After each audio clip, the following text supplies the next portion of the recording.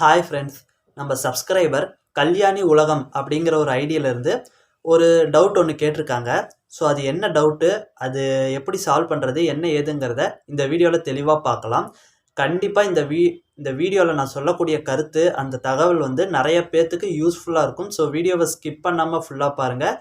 நீங்கள் ஒரு மானிட்டைஸ்டு யூடியூபராக இருந்தாலும் சரி, மானிட்டைஸ் ஆகாத யூடியூபராக இருந்தாலும் சரி, இந்த தகவலை நீங்கள் கட்டாயம் தெரிஞ்சுக்கணும். ஒரு யூடியூபராக இருக்கீங்க அப்படின்னாலே கட்டாயம் தெரிஞ்சுக்கணும். ஸோ வீடியோவை ஸ்கிப் பண்ணாமல் பாருங்கள். நீங்கள் இப்போ தான் நம்ம சேனலுக்கு ஃபர்ஸ்ட் டைம் வரீங்கன்னா நம்ம சேனலை சப்ஸ்கிரைப் பண்ணி கூடவே வர பெல் ஐக்கானை கிளிக் பண்ணி மறக்காமல் ஆளுங்கிறத செட் பண்ணுங்கள். அப்போ தான் இந்த மாதிரி யூஸ்ஃபுல்லான யூடியூப் டிப்ஸு, அஃபீஷியல் அப்டேட்ஸ் எல்லாம் உங்களுக்கு உடனுக்குடன் நோட்டிஃபிகேஷனாக வரும். சப்ஸ்கிரைப் பண்ணவங்க பெல் ஐக்கானை கிளிக் பண்ணியிருக்கீங்களான்னு மறக்காமல் செக் பண்ணிக்கோங்க. ஸோ வாங்க வீடியோக்குள்ளே போய்க்கலாம். ஸோ நம்ம சப்ஸ்கிரைபர் என்ன டவுட் கேட்டிருக்காங்கன்னா, இப்போ மானிட்டைஸ் ஆகி எனக்கு மானிட்டைஸ் ஆகி ஒரு வாரம் ஆகுது, ஆனால் என்னுடைய வீடியோஸ் ஷார்ட்ஸில் ஆட்ஸ் வரமாட்டேங்குது. அப்படியே ஆட்ஸ் வந்தாலும் அது மூலிமா ரெவன்யூ வரமாட்டேங்குது. இது என்ன என்ன ஆச்சு, என்ன பண்ணணும், கொஞ்சம் சொல்லுங்கள் அப்படின்ட்டு இருக்காங்க. ஸோ அதை பற்றி என்னங்கிறத சொல்லலாம். ஃபஸ்ட்டு நீங்கள் 1000 சப்ஸ்கிரைபர் ரீச் பண்ணதுக்கப்புறம் 4000 மணி நேரம் வாட்ச் ஹவர்ஸையும் ரீச் பண்ணதுக்கப்புறம் ஒரு 3 ஸ்டெப்பை கம்ப்ளீட் பண்ணுற மாதிரி இருக்கும். டேர்ம்ஸ் அண்ட் கண்டிஷன், ஆட்சன்ஸ் க்ரியேட் பண்ணுறது, அப்புறம் ஃபைனலாக எல்லாத்துக்கும் அக்ரி அப்படிங்கிற மாதிரி கொடுக்கறது.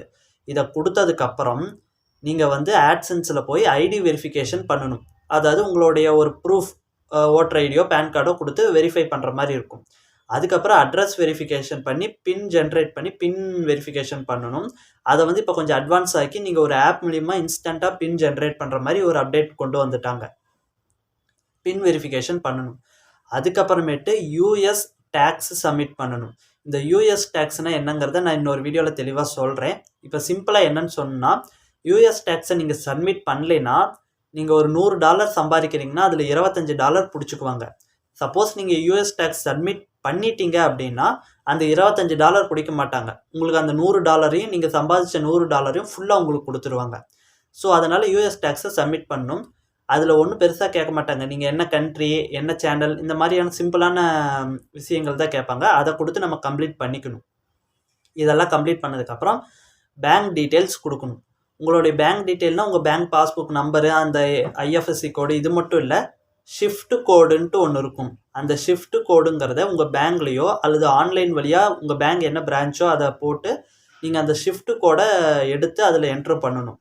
ஓகேங்களா?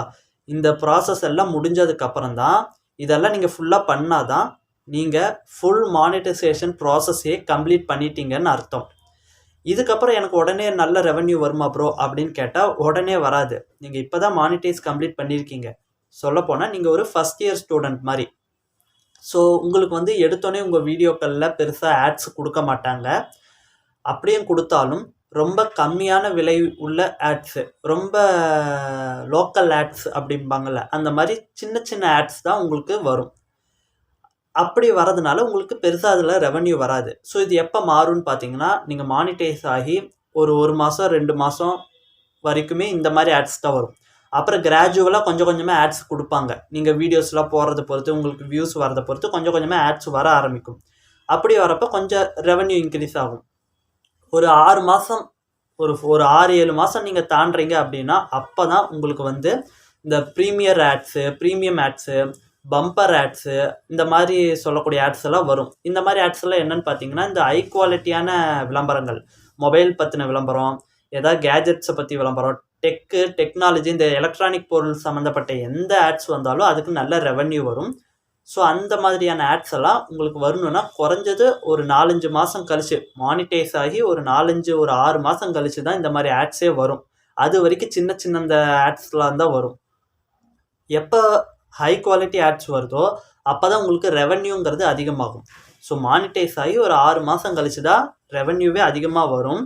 அதுக்கு முன்னாடி நீங்கள் monetise 1000 subscriber 4000 watch hours reach பண்ண உடனே நமக்கு போதும் அப்படின்னு நினைக்கக்கூடாது. அதுக்கப்புறம் நிறைய ப்ராசஸ் இருக்குது, மானிட்டைஸ் ப்ராசஸ்ஸு. நான் சொன்ன ஐடி வெரிஃபிகேஷன், பின் வெரிஃபிகேஷன், இந்த மாதிரி நிறையா இருக்குது. அதெல்லாம் கொடுத்து கம்ப்ளீட் பண்ணி நீங்கள் பொறுமையாக அதுக்கப்புறமும் வீடியோஸ் போட தான் கிட்டத்தட்ட ஒரு வருஷத்துக்கு அப்புறம் தான் ஒரு ரெவென்யூ ஓகே டன் அப்படிங்கிற மாதிரி வரும். அதுலேயும் அந்த முதல் 2 to 3 மாதம் உங்களோட சேர்த்தி தான், முதல் 3 மாதம் சேர்த்தி தான் ஒரு ரெவென்யூவே பல பேர் எடுக்கிறாங்க. அதுக்கப்புறம் கொஞ்சம் கொஞ்சமாக அந்த ஆட்ஸ் அதிகமாக வர நல்ல ஆட்ஸ் வர தான் அந்த யூடியூப்பில் மாதம் அந்த $100 சரியாக ரீச் பண்ணி ரெவென்யூவை எடுக்கிறாங்க. ஓகேங்களா? இதுதான் இப்போ நடைமுறை. இது எல்லாருக்குமா அப்படின்னு கேட்டால் இல்லை, ஒரு சிலருக்கு விதிவிலக்கு. ஏன்னா அவங்க கண்டென்ட் நல்லா இருக்கும் பட்சத்தில் அவங்களுக்கு வியூஸ் நிறையா போகும். வியூஸ் நிறையா போகும்போது ஆட்டோமேட்டிக்காக ஆட்ஸ் கொஞ்சம் அதிகமாக வரும். அப்படி வரப்போ அவங்க மானிட்டைஸ் ஆனதுலேருந்தே நல்ல ரெவென்யூ எடுக்கலாம்.